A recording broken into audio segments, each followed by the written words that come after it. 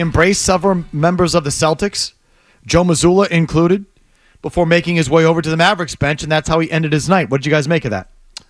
I actually kind of liked it, and I thought it was one of the few genuine things I've seen from Kyrie Irving in years.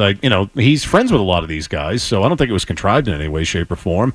And also, I kind of looked at it as like a tiny, small T, like kind of an olive branch maybe to just say to the fans in the building that night, like, hey, you know what? You got me. This is over.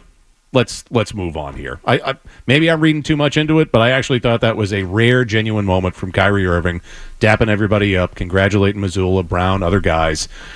And I also kind of took it again as kind of an olive branch to the city, just to say, like, we're done here. And it should be. By the way, can it be just done? Can it's done? Like, Celtics fans, the city, you won.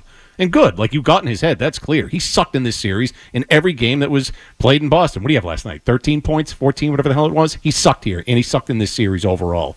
You won. Like, let's move on. So all of that may be true. There's one part of it that really bugs the crap out of me. During the game, you got to do it with time left on the clock. That's when you do it. That's when you go over to the... No, you wait for the game to end. Then you get up off the bench. You walk down there. You congratulate everybody, and then you go back. And then you go to your locker room. He did it with 2 minutes left in the game because he wanted to make sure that everybody saw it. That's why he did it. So now, again, I don't doubt that he's happy for Holiday and Brown and Tatum. And I say Holiday just because I'm watching the simulcast. He just hugged Holiday. And there are some veteran guys in that league that I'm sure Irving respects. So, interestingly enough, I don't think he hugged Al Horford. He walked right by him. Oh, he sure did, yeah. Horford don't like him. Right? He walked right by him on the way to the bench and didn't acknowledge him in any way.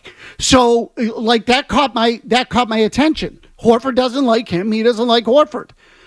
You have to do it with 2 minutes left. So, again, you make it about yourself with 2 minutes left. Little much. That's the thing that bugged the crap out of me. So isn't it kind of a logistics thing? This is how I looked at it, is like, okay, he got into it with someone when he went into the crowd behind Breen, and Breen said that something was said there. And yeah, that was inappropriate, yeah. He said. Yeah. Did anyone follow up on that? No, I never heard anything else. I never saw anything on social media, but I don't know. I'm not that I want to make excuses for Kyrie Irving. I felt like that was, look, it gets chaotic on the floor. There's a million people on the floor when this thing's going to be over. Like, do this now so we can get you out of here and you go to the tunnel.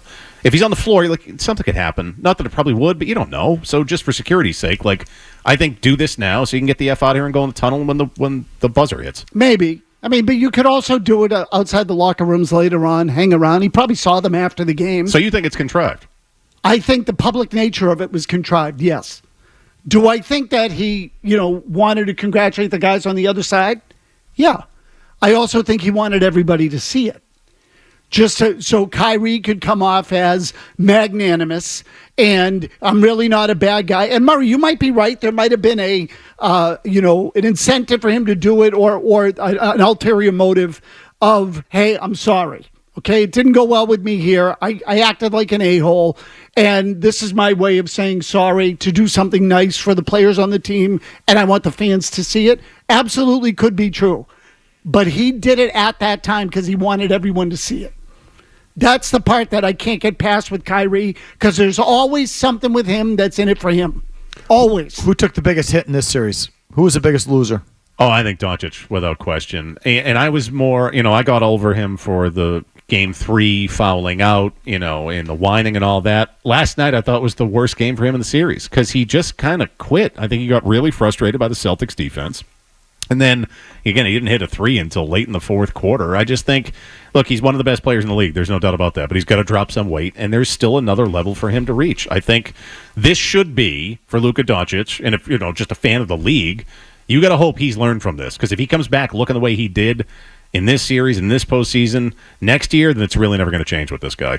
I mean, to their credit, they called him out during the broadcast. I think it was Doris Burke who even said it during the broadcast about, like, he's got to get in better condition or something like that. And so, she was on him, and they should be.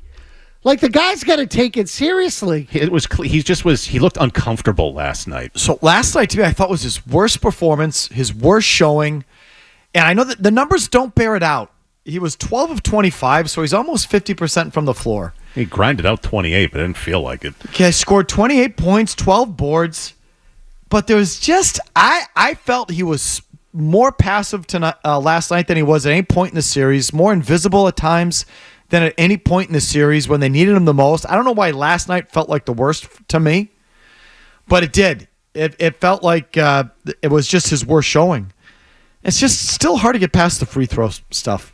2 of 5. How about that time when he missed both of them? For the guy who's got that kind of shot and that kind of touch, to be 2 of 5 from the line, like, what is your problem? When he's at the line, too, it looks extra flat for some reason. There's something about it. It's just... You know what's weird, too, about that? Because, again, it is Murray. It looks worse. He shoots really flat free throws. When he takes that fall away, the ball has great arc on it. Yeah. Right? So he understands that the closer he gets, he's got to put some more air under it. Yet when he's at the free throw line, he shoots him like he's at the freaking Papa shot. He's firing him at the rim. You know, like, what is it? So I don't know. I just think the game is probably, like most great players in that league, many of them anyway, the game has always come very easily to him. He has rarely, if ever, gone up against anyone who could stay with him, particularly mentally, because he sees the floor incredibly well. He's absurdly strong and can bounce off of guys and make shots. How'd you like that three-point play last night where he got hit and guys were falling all over him and he still muscled it up and in? I think he got Horford up in the air and he still went and one. Excellent. Like, again, and he can do that because he's freaking strong. Like, but the complete, like, just I can be fat and play well is no excuse. Get in shape because you can't run with these guys up and down the floor. I think he definitely took the biggest hit, but that's what, and he's the reason they're there. But this is, again, Celtics fans. There's nothing unusual about the treatment your guy got. Nothing. Because Doncic is getting it now, and he's getting it worse. If people are attacking his character in a way that Jason Tatum never got his character attacked, like this, I mean, people, I think, question Tatum's mettle. You know what I mean? But not his character. People are questioning Doncic as a man, a professional. And that comes with the territory.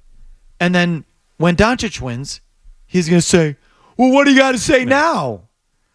It's like, find something new. A little more. Could you be any less original, Celtics fans? Or Celtics, period. Could you be any less original than the thing you're carrying on with right now? But anyway, that's an aside. It's like, this is like the Super Bowl loser. Like, you're almost better off not making it. Anthony Edwards, Gilgeous-Alexander, like, those guys failed.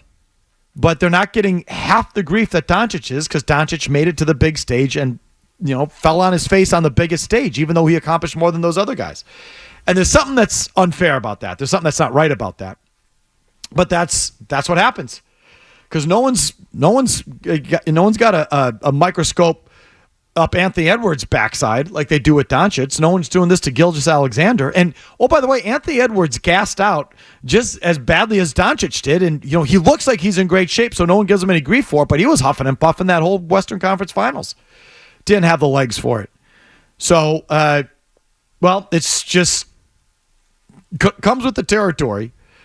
But when I look at Doncic and Irving, and we're saying Doncic better win the next time, or he's James Harden. He gets one more crack at it like Tatum did. I don't know if they're going to get another crack at it. Does Dallas feel to you like the next team? I bet you Doncic gets another crack at it. I don't know if Kyrie will with the Lakers. Or something like that. I mean, I just don't see I don't feel like. I think the coach is a moron too. I totally feel that. I think Doncic's game translates to the postseason. I'll give you that. But do they feel ascendant like No. Minnesota or OKC or one of those teams? No. Or on the level of Denver if Denver's firing on all cylinders? No. But you might be right. It might be somewhere else. But he'll be back. He's too good. He's too good. And he's younger than Tatum, too. And I think he's got a competitive thing in him. Like, he loves the moment of shutting people up. He loves that. You can see that. Yeah, where was that last night? Well, he did call someone's mother a hoe, apparently. There's now this video that is starting to trend on Twitter. Oh. Yeah. So. He knows that word. Well, again, what did he yell at Gobert? You can't MF and guard me?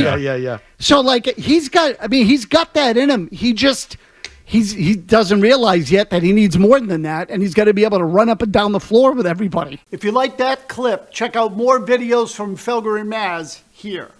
For more Celtics analysis and opinion, hit this playlist. And for all the latest from the Sports Hub, download the app at 985thesportshub.com.